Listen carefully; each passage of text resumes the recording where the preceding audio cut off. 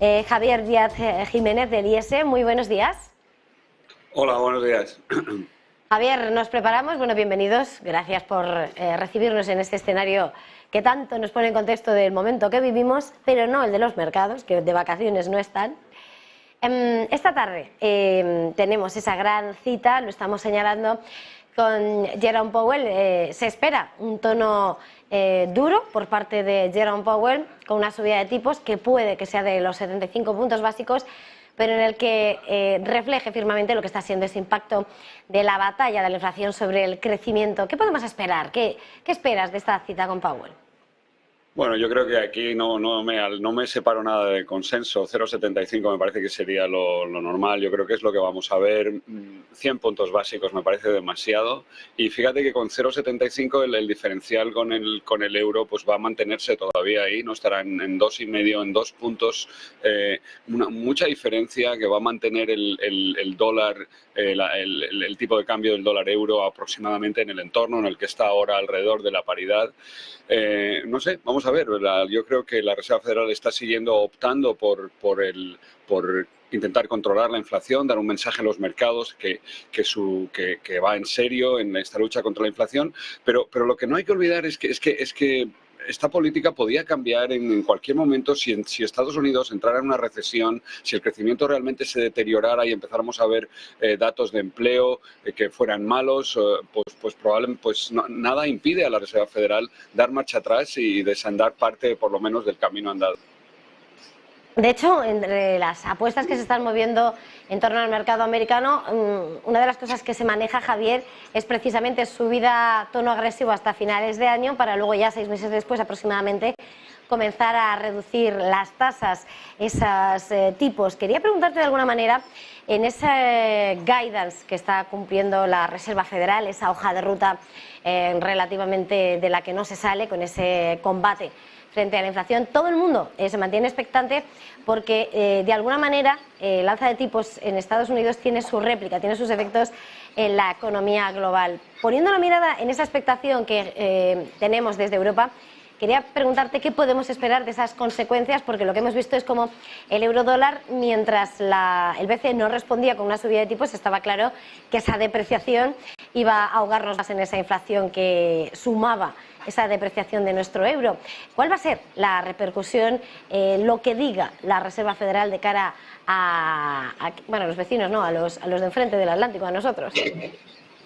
Bueno, pues tú mismo lo has dicho, ¿no? A través, lo normal es que esto va a mantener la fortaleza del dólar. Eso para los países que producen petróleo es una magnífica noticia. Van a reforzar todavía más un entorno muy favorable. Y para los países tanto avanzados como emergentes, que son importadores de petróleo o que se endeudan en dólares, pues son muy malas noticias y van a suponer un aumento de los costes de ese endeudamiento en dólares y más dificultades fiscales, dudas sobre la sostenibilidad de su deuda pública. En fin, realmente este entorno de subida de tipos, de política monetaria contractiva, lo que anuncia en consonancia con lo que ha pronosticado, con la actualización del pronóstico del Fondo Monetario Internacional, no es otra cosa que una desaceleración del crecimiento global y prácticamente en todas las regiones.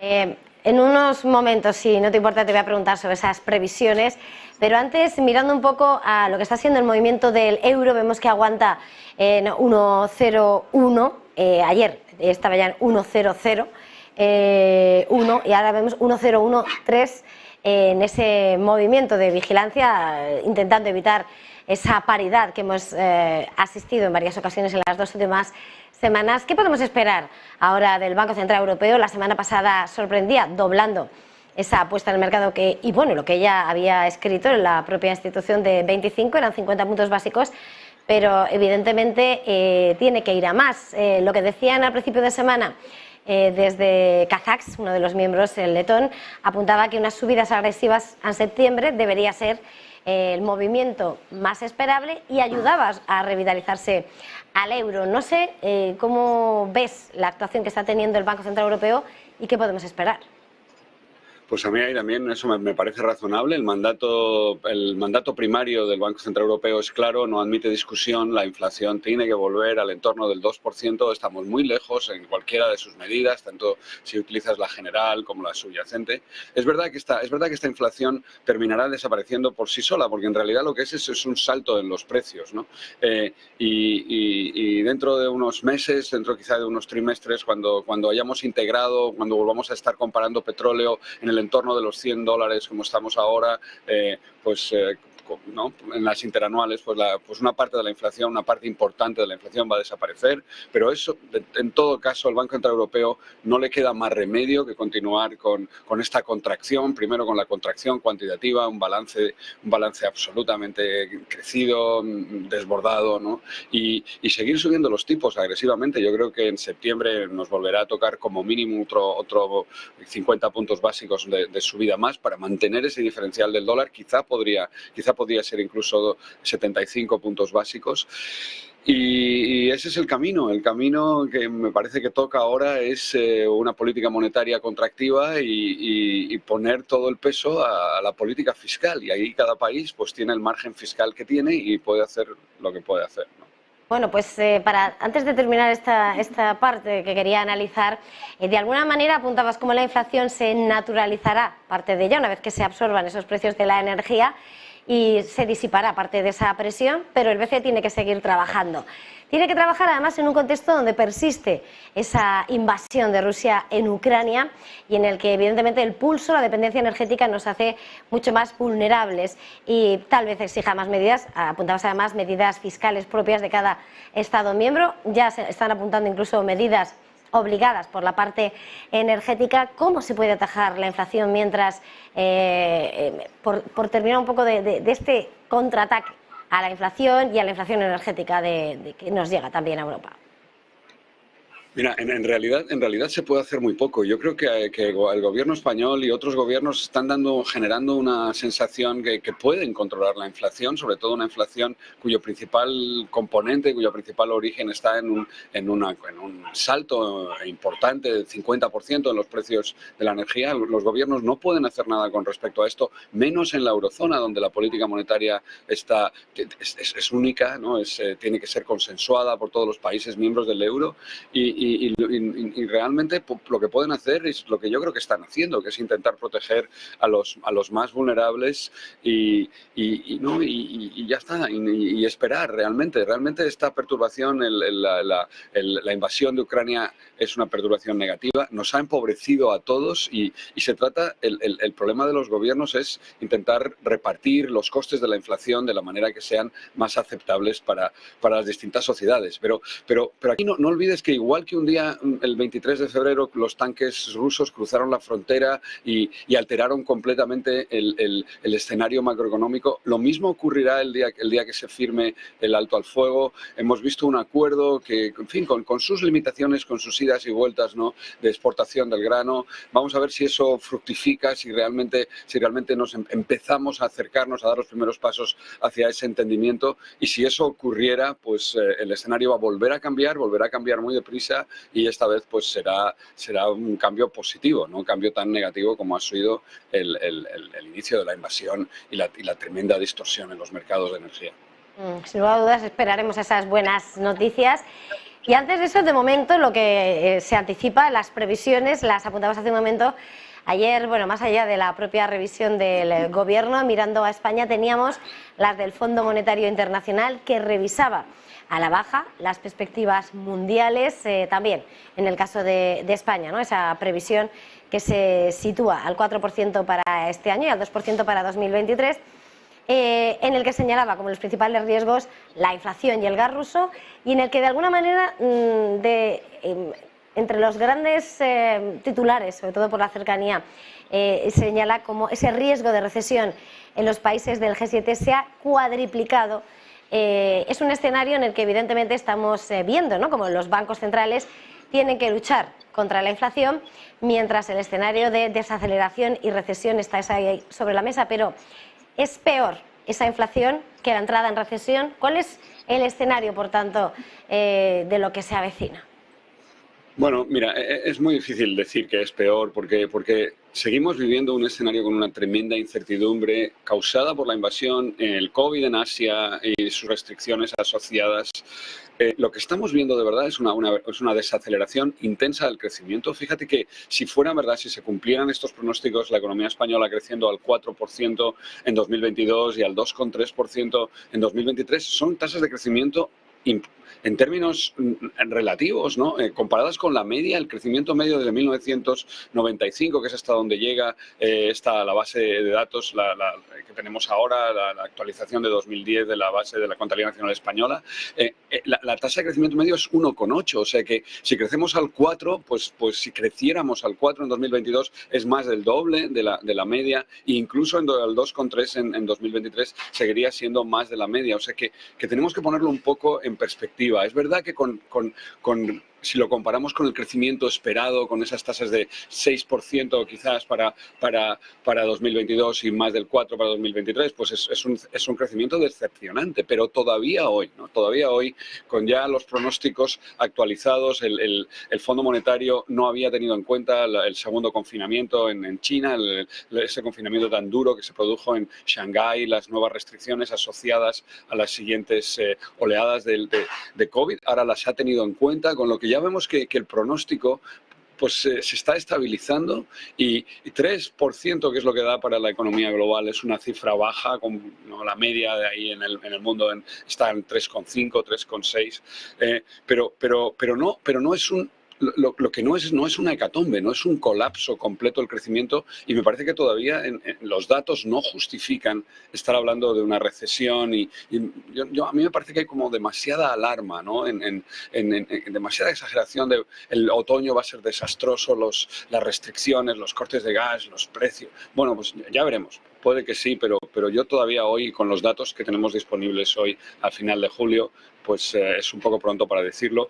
Y yo, desde luego, en respecto al crecimiento, no soy tan negativo como una parte importante del consenso.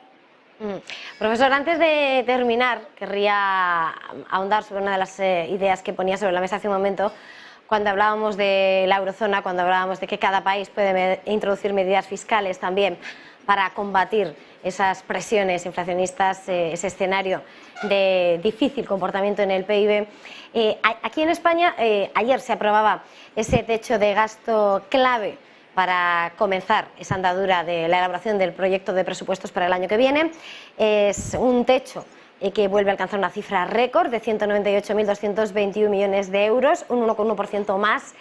Se prepara unos presupuestos en los que señalaba como de alguna manera se tiene que hacer frente también en la política presupuestaria a este escenario de precios, y en el que de alguna manera se debe dibujar una senda fiscal para cuando comiencen, ya se han retirado los estímulos, cuando comience, ¿no?, a exigir el Banco Central Europeo una respuesta de los Estados miembros una vez superado ya todos los efectos de las ayudas de la pandemia. ¿Qué medidas podrían ayudar a mejorar y combatir ese escenario de déficit que al final vamos a tener que enfrentar, y ese movimiento, ¿no?, de la economía española? Bueno, mira, si miras un poco los datos que publicó ayer, lo que anunció ayer el Gobierno de España, realmente todo se lo llevan las pensiones, y todo es en más del 95% de esta subida. Si el Gobierno en realidad va a terminar cumpliendo lo que ha prometido y actualizando las pensiones con un IPC que puede estar por encima del 8% perfectamente cuando haya que tomar esa decisión, toda esta subida realmente del techo de gasto la va a absorber el aumento en 18.000 millones de euros en la nómina de las pensiones, ¿no? Entonces, ahí es donde tienes la gran partida. Fíjate que al Gobierno le refuerzan por la parte de los ingresos la llegada de los fondos europeos y la inflación, que tiene un indudable impacto positivo en la recaudación del sector público. ¿Cuáles son las sombras? Pues las sombras son que sabemos que para 2023 Bruselas ha decidido ampliar la suspensión del Pacto de Estabilidad y Crecimiento, pero no así 2024. Probablemente 2024, como has sugerido, será un año de vuelta al Pacto de Estabilidad y Crecimiento, de vuelta al 3%, y ahí es donde está el gran desafío que tiene la economía española, española no entrar en 2024 en un procedimiento de déficit excesivo, que fíjate que es una de las condiciones, no estar en un procedimiento de déficit excesivo para la aplicación del mecanismo del TPI, del mecanismo de protección de la transmisión de la política monetaria. Un país que esté, según lo que anunció Lagarde el jueves pasado, un país que esté en procedimiento de déficit excesivo no tiene acceso a esos fondos, ¿no? Y eso sería un escenario preocupante y peligroso para la economía española. Va a ser lo que va a tener que evitar el gobierno y vamos a ver si es capaz de, ¿no?, con la situación de debilidad parlamentaria, es capaz de sacar adelante unos presupuestos que desgraciadamente no van a poder ser a gusto de todos. Antes de terminar, perdóname si puedo molestarte un poquito más, Javier, estamos pendientes de todas las noticias de la crisis energética, del suministro de gas, y tenemos que hacernos eco de una última hora, porque acaba de hablar el jefe del regulador del gas alemán. Acaba de señalar que es posible que no sea necesario activar la próxima fase de emergencia de gas en los próximos días y semanas, siempre dice que se pueda agregar gas al almacenamiento. Repetimos, es una última hora. El jefe del regulador del gas alemán señala que es posible que no sea necesario activar la próxima fase de emergencia de gas en los próximos días y semanas, siempre que se pueda agregar gas al almacenamiento. Declaraciones que llegan en una mañana en la que ya Gazprom había anunciado que rebaja el suministro de gas vía Nord Stream 1 y que además llega un día después de que la Unión Europea haya aprobado ese plan de respuesta, esa reducción del consumo voluntario del 15% del gas hasta el invierno, con la excepción y el voto en contra de Hungría, pero con excepciones. Por lo tanto, pendientes de esas declaraciones que reduce el riesgo que ahora mismo está afrontando Alemania. En este contexto, Javier, volviendo a nuestra entrevista por terminar, quería preguntarte precisamente sobre la situación de la locomotora europea, muy pendientes de cuál sea su situación energética y cómo, además, de alguna manera tengamos que responder solidariamente el resto de los países miembros, pero entre tanto está esa perspectiva, su confianza, cómo se mueve en territorio de recesión, y hoy hemos visto cómo el clima de consumo se ha desplomado a mínimos históricos, según el GFK, a menos 30,6% por la inflación y con esas tensiones que llegan. En este contexto ya tienen introducidas medidas para hacer frente a ese menor suministro de gas. Dicen que no van a entrar ahora mismo en situación de emergencia, pero la situación es delicada y de arrastre a la eurozona. ¿Cómo estás viendo la gestión y cómo, ¿no?, una vez que además se ha aprobado ese plan de solidaridad hasta que se dé el botón de emergencia de la Unión? Bueno, me parece que Alemania está haciendo pues lo que debería hacer y lo que debe hacer cualquier país, que sea serio y que sea riguroso y que entienda la dificultad y la reconozca y tenga que tome las medidas necesarias para anticiparse a ella. La noticia de que quizá no sea necesario continuar activando distintas fases del plan de emergencia me parece que es una buena noticia y que coincide un poco con esa sensación que tengo yo de que hay un exceso, una reacción excesiva de los mercados, del sentimiento negativo a la vuelta del verano. Ojalá continuemos por esa senda. Alemania realmente, sin duda, es la economía más vulnerable al coste del gas, tanto por la dependencia de los suministros, pero también por la dependencia de su industria pesada, absolutamente dependiente del gas, con muy difícil transformación a otras fuentes de energía. Puede que Alemania entre en 2 trimestres consecutivos de crecimiento negativo, podría suceder, pero al final del día, fíjate que el espacio fiscal del que hablábamos, que la economía española tiene tampoco, está tan apretada. Alemania tiene tanto espacio fiscal, tanto superávit acumulado durante tantos años que realmente la batería de medidas que puede hacer para mantener y soportar su economía es muy amplia y veremos que poco a poco las irán desplegando si la situación así lo exigiera. Pero es verdad que no hay que olvidar que el efecto de arrastre del que has comentado es fundamental. Es muy difícil para el resto de la eurozona, para el resto de la Unión Unión Europea e incluso me atrevería a decir para el planeta crecer si Alemania no crece, si está en una situación de debilidad económica, de crecimiento muy atenuado durante mucho tiempo. Pero eso yo creo que no va a pasar. La noticia de que puede que no sea necesario activar el siguiente plan me parece que es una noticia positiva y si las cosas fueran a peor veríamos una política monetaria, una política fiscal, perdón, expansiva o muy expansiva que será capaz de en el corto plazo compensar esa situación recesiva de consumo, de precaución, de aumento del ahorro, de mayor debilidad, ¿no?, de la demanda interna en Alemania. Pues muchísimas gracias por habernos recibido esta mañana, Javier Díaz Jiménez, profesor de Economía del IES. Ha sido un verdadero placer este tiempo de análisis. Feliz jornada y bueno, feliz tiempo libre que nos quede este verano y afrontar bien el verano. Gracias. Muchas gracias, hasta pronto.